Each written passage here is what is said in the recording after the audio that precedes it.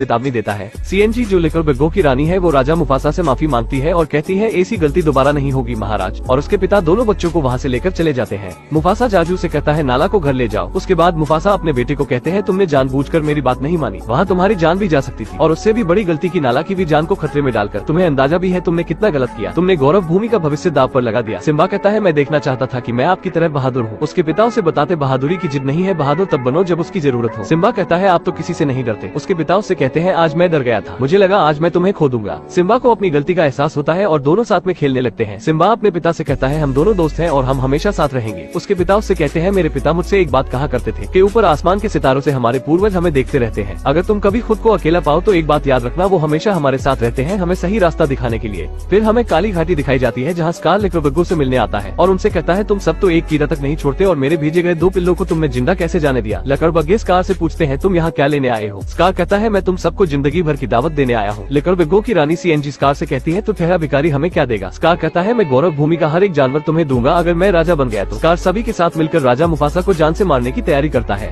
सुबह होती है और हम स्कार और सिम्बा को एक घाटी में देखते हैं। सिम्बा अपनी की गई गलती को अपने चाचा को बताता है मैंने अपने पिता को काफी नाराज किया है। स्कार उससे कहता है यहाँ तुम दहाड़ने का अभ्यास करो, तुम्हारी दहाड़ से ये घाटी गूंज उठेगी और तुम्हारे बाबा को तुम पर फक्र होगा। इतना कहकर स्कार सिम्बा को घाटी में अकेला छोड़कर अपने भाई के पास चला जाता है। स्कार की ये चाल होती है। उसके कहने पर लेकरबर्गो भैंसों की झुंड पर हमला करते हैं और उनका दिशा बदल कर घाटी की ओर दौड़ाते हैं। स्कार मुफासा को बताता है सिम्बा भैंसों के झुंड के बीच घाटी में फंस गया है। ये सुनते ही एक पिता अपने बच्चे को बचाने के लिए घाटी की ओर निकल जाता है। वो भैंसों की झुंड में जाकर सिम्बा को उठाकर एक ऊंचे स्थान पर रखता है और दूसरी ओर से खुद ऊपर की ओर चढ़ता है और ऊपर तक जा नहीं पाता और अपने भाई से मदद मांगता है। लेकिन उसका कमीना भाई उसकी जगह लेने के लिए उसके चेहरे पर पंजे मारता है जिससे मुफासा नीचे गिर जाता है और उसकी फौरन मौत हो जाती है। सिम्बा ने सिर्फ अपने पिता को गिरते हुए देखा था। राजा मुफासा की मौत हो जाने के बाद सिम्बा उनके पास आता है और अपने पिता को उठाने की कोशिश करता है और तभी वहाँ स्कार आता है और सिम्बा को कहता है तुमने ये क्या कर डाला, तुमने अपने ही पिता की जान ले ली। सिम्बा को लगता है उसी की वजह से उसके पिता भैंसों के झुंड में आए और मारे गए। स्कार कहता है अब तुम क्या मुंह दिखाओगे अपनी माँ को। सिम्बा कहता है अब मैं क्या करूँ। स्कार कहता है भागो यहाँ से और कभी गौरव भूमि में लौटने की सोचना भी मत। सिम्बा जब वहाँ से जाने लगता है तो स्कार उसके पीछे लेकरबर्गो को लगा देता है ताकि सिंहासन का अधिकारी उसके अलावा कोई भी ना हो। लेकरबर्गो को अपनी ओर आता देख सिम्बा चोटी पर भागता है और सिम्बा चोटी के किनारे आने से नीचे गिर जाता है। साथ में उसके कुछ लेकरबर्गो भी गिरकर मर जाते हैं। बाकी लेकरबर्गो से गिरता देख ये समझते हैं कि सिम्बा नीचे गिरकर मर चुका है, लेकिन सिम्बा एक पेड़ के नीचे छिपा रहता है और गौरव भूमि को छोड़कर जाने लगता है। स्कार वापस पहुंचकर बताता है भैया और सिम्बा दोनों भैंसों की झुंड में कुचल कर मारे गए। वो खुद को ऐसा दिखाता है जैसे उसे ही सबसे बड़ा दुख हुआ है और वो खुद को गौरव भूमि का राजा घोषित करता है और लेकरबर्गो को भी अपने साथ रहने का ऐलान करता है। फिर हम बंदर और जाजू को देखते हैं जो दूर से ये सब देख रहे थे और अब उन्हें भी लगता है सिम्बा मर चुका है। दूसरी तरफ हम सिम्बा को देखते हैं जो दूर सफर करके रेगिस्तान में पहुंचता है। गर्मी और प्यास के कारण वो वही गिरकर बेहोश हो जाता है। उसे मरा समझकर काफी गिद्ध उसे खाने के लिए नीचे आते हैं, लेकिन उनका भी शिकार करने के लिए एक जानवर आता है और उनके आने से सिम्बा की जान बच जाती है।